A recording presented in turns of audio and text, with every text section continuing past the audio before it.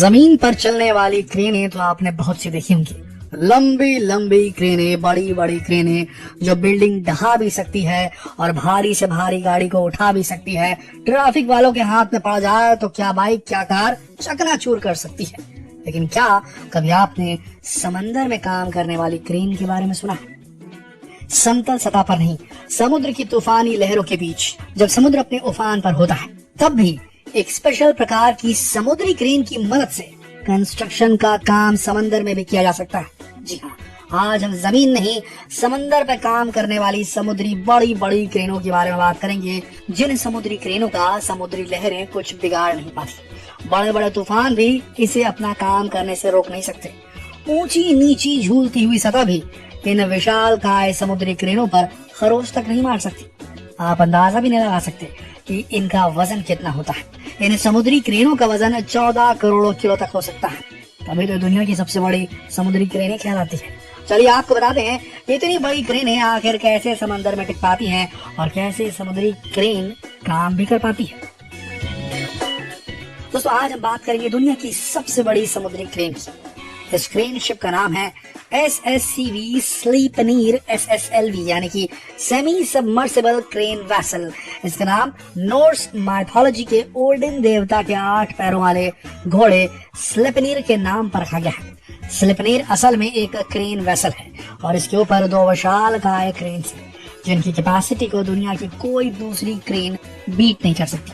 एक ऐसा पानी का जहाज जिसके ऊपर एक 8 लेग वाली 8 पैरों वाली क्रेन तैनात है। इन दोनों क्रेन्स को एक साथ भी ऑपरेट किया जा सकता है। दोनों क्रेनें मिलकर 20 से 22,000 टन यानी 2 करोड़ किलो से भी ज्यादा वजन उठाने में सक्षम है। दुनिया की सबसे बड़ी समुद्री क्रेन को सिंगापुर में सेम्बकॉर्प मरीन ने बनाया था। 2015 में इसे बनाना शुरू किया गया था और 2019 में ये क्रेन शिप बनकर तैयार हुआ। दोस्तों, इस क्रेन की चौड़ाई स्टैचू ऑफ लिबर्टी की लंबाई जितनी है और इसकी लंबाई 720 फीट है।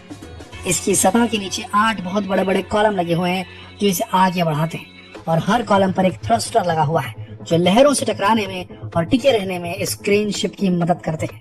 हर कॉलम की ऊंचाई 77.9 फीट है। कॉलम पर लगे थ्रस्टर से डेक तक जाने के लिए सीढ़ियां लगी हुई हैं। ये 12,000 वर्ग मीटर का डेक और उस डेक पर लगी है। ये दोनों टब माउंटेड क्रेन्स, इन क्रेन्स के जो बूम है यानी जो क्रेन का हाथ जैसा हिस्सा होता है, उसके प्रत्येक की लंबाई 472 फीट है। ये इतना मजबूत है कि अकेले ही बड़े बड़े विंड टर्बाइन्स को समंदर में स्थापित कर सकता है। ये क्रेन समुद्र में बनाए जाने वाले स्ट्रक्चर्स को बनाने या हटाने का काम करती है। एनर्जी जनरेटिंग इंफ्रास्ट्रक्चर्स बनाने के लिए जिन विशालकाय मशीनों का इस्तेमाल किया जाता है, उन्हें एक जगह से दूसरी जगह पहुंचाने के लिए भी इस समुद्री क्रेन का इस्तेमाल किया जाता है। इस क्रेन शिप पर 400 से भी ज्यादा कर्मचारी रहते हैं। ये लोग सेंट्रल कंट्रोल रूम से इस शिप को ऑपरेट करते हैं जो इस क्रेन शिप पर ही बना हुआ है। दोस्तों, इस शिप की क्रेन को एक ही व्यक्ति ऑपरेट कर सकता है। कंट्रोल रूम में वो क्रेन के साथ कनेक्ट करता है और उसके वजन उठाना, उसे रोटेट करना, एक दिशा से दूसरी दिशा में ले जाना, सारा कुछ एक व्यक्ति कर सकता है। इसी क्रेन शिप पर एक हेलीपैड भी लगा हुआ है। इस शिप की स्पीड है 23 किलोमीटर प्रति घंटा। दोस्तों, ये शिप LNG फ्यूल पर चलता है यानी लिक्विफाइड नेचुरल गैस। इसे कूल डाउन करके लिक्विड फॉर्म में रखा जाता है। अपने ईज और सेफ्टी के लिए ये फ्यूल इसके नीचे लगे हुए 8 कॉलम्स के अंदर बने हुए विशाल बॉल नुमा टैंक्स के अंदर होता है। इसे -160 डिग्री टेम्परेचर पर रखना पड़ता है क्योंकि इतने टेम्परेचर पर ही ये गैसियस फ्यूल लिक्विड फॉर्म में रह पाएगा। इससे इसकी स्टोरेज कैपेसिटी कम हो जाती है और इसे कैरी करने में आसानी होती है। दोस्तों, 1 लीटर लिक्विड गैस को गैसियस फॉर्म में 600 लीटर में बदला जा सकता है। इसके टैंक्स में हजारों क्यूबिक लीटर लिक्विड गैस भरी रहती है। हर टैंक 82 फीट का है और हर टैंक का डायमीटर 26 फीट है। दोस्तों, इस LNG को जलाकर ही बिजली उत्पन्न की जाती है। इसी बिजली से क्रेनें ऑपरेट होती है। इस क्रेन को आगे बढ़ाने के लिए इसमें 8000 हॉर्स पावर वाले 8 थ्रस्टर्स लगे हुए हैं। हर एक की हॉर्स पावर 8000 है, यानी 8 से 12,000 हॉर्स पावर वाले जनरेटर से एनर्जी मिलती है। इसके मेन डेक के अंदर इसके 4 इंजन रूम बने हुए हैं। ऐसा कोई भी दूसरा शिप नहीं है जिसमें इस तरह इंजन रूम्स बनाए गए। हर इंजन रूम में 3 डीजल इंजन है और हर एक इंजन की कैपेसिटी है 8000 किलोवाट। यानी कुल मिलाकर ये पावर इतनी ज्यादा है कि लगभग 2.5 से 3 लाख घरों का रोशन किया जा सकता है। जहाज को चलाने के लिए, क्रेन्स को ऑपरेट करने के लिए और यहाँ के 400 कर्मचारियों की इलेक्ट्रिसिटी नीड को पूरा करने के लिए इसी एनर्जी का इस्तेमाल किया जाता है। दोस्तों, 2 करोड़ किलो का वजन उठाते समय बहुत ज्यादा सावधानी बरतनी पड़ती है क्योंकि ऐसे में जहाज को स्थिर रखना बहुत चैलेंजिंग है। ये काम इतना खतरनाक है कि जहाज पलट भी सकता है क्योंकि जब क्रेन इतना ज्यादा वजन उठाएगी तो उसका बैलेंस बिगड़ जाएगा और क्रेन के बूम नीचे की तरफ डूबने लगेंगे और पूरे शिप को ही अपने साथ ले डूबेंगे।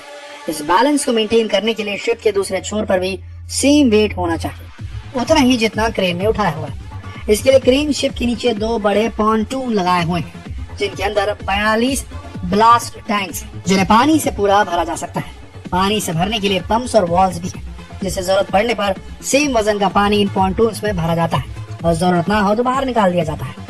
इससे क्रेन शिप 36 मीटर की गहराई तक डूबा रह सकता है, जिससे ये पलटता नहीं है। जितना गहरा ये रह पाएगा उतना ये शिप स्टेबल रहेगा। ये प्रोसेस सही ढंग से कंप्लीट हो सके ये यहाँ के एम्प्लॉयज की जिम्मेदारी है। पानी पूरा भर जाने के बाद शिप का वजन 14 करोड़ किलो से बढ़कर 30 करोड़ किलो तक पहुंच जाता है। जरूरत के अनुसार पानी का वजन बढ़ाया या घटाया जा सकता है। दोस्तों, जब भी दुनिया के इस सबसे बड़े भारी मालवाहक जहाज को समुद्र में कोई ढांचा बनाने के लिए इस्तेमाल किया जाता है तो सबसे बड़ा चैलेंज होता है इसे एक जगह टिकाए रखना, इसे हिलने से रोकना, क्योंकि स्ट्रक्चर्स बनाते समय बड़ी बारीकी से उसके ऊपर जरूरी चीजें फिट करनी होती है। अगर जहाज हिलेगा तो स्ट्रक्चर बनाने का काम ये कर ही नहीं पाएगा। समुद्र में मौजूद तेज करंट, हवाएं, लहरें और वहाँ का पूरा मौसम ऐसा होता है जहाँ इतना वजनदार क्रेन शिप भी स्थिर नहीं रह सकता। लेकिन जैसा कि हमने बताया, स्थिर रहना तो जरूरी है, तो इसके लिए जहाज के इंजीनियर्स ने थ्रस्टर्स को कंप्यूटर से कनेक्ट किया हुआ है। यानी कंप्यूटर के जरिए ही कंट्रोल किया जाता है। कंप्यूटर के सेंसर जहाज पर मौजूद फोर्स को कैलकुलेट करते हैं। उस कैलकुलेशन से ही इस शिप को चलाने वालों को यह पता चल पाता है कि इस शिप को जिस जगह लेकर जाना है उसे कैसे वहां तक पहुंचाए। कंप्यूटर की मदद से जहाज को स्थिर रखना बहुत आसान हो जाता है। इसके बाद एक चैलेंज है क्रेन के वजन उठाए उसे 360 डिग्री एंगल तक घुमा पाना। इससे कर्मचारियों का कहना है कि वजन को उठाना तो आसान है, असली चैलेंज है इस वजन को वहां तक पहुंचाना जहां इसे रखना है। क्रेन को वजन के साथ चारों तरफ घुमाने के लिए इसमें रोलर बियरिंग लगाया हुआ है और ये रोलर बियरिंग दुनिया का सबसे बड़ा रोलर बियरिंग है। इसका डायमीटर 98.5 फीट। इस रोलर बियरिंग में 5000 छोटे एलिमेंट्स हैं जो क्रेन को घुमाने में मदद करते हैं। यह बियरिंग कई हिस्सों में बटा हुआ है। इसके 2 मेन हिस्से हैं, 2 छल्ले जिनसे मिलकर ये बना हुआ है। नीचे वाला छल्ला शिप से जुड़ा है और ऊपर वाला क्रेन के बेस से जुड़ा हुआ है। इनके दोनों के बीच में ही रोलर जुड़े हुए हैं, जिनकी वजह से एक क्रेन घूम पाती है। इसका रोलर बियरिंग सिस्टम इतना मजबूत और टिकाऊ है कि 42 लाख किलो की एक क्रेन 2 मिनट में 360 डिग्री एंगल पर घूम जाती है। दोस्तों, इंजीनियरिंग का नायाब नमूना है। ऐसी क्रेन बनाना अपने आप में एक बहुत बड़ी उपलब्धि है। आपको इंजीनियरिंग का नमूना कैसा लगा? अपना विचार कमेंट करके हमें जरूर बताएं और समुद्री क्रेन से जुड़ा बेहतरीन वीडियो जितना हो सके शेयर करें फेसबुक पर, व्हाट्सएप पर, यूट्यूब पर। कल फिर मिलते हैं एक और नई नवेली जानकारी के साथ। तब तक के लिए आप सबका इस वीडियो के अंत तक बने रहने के लिए दिल से धन्यवाद।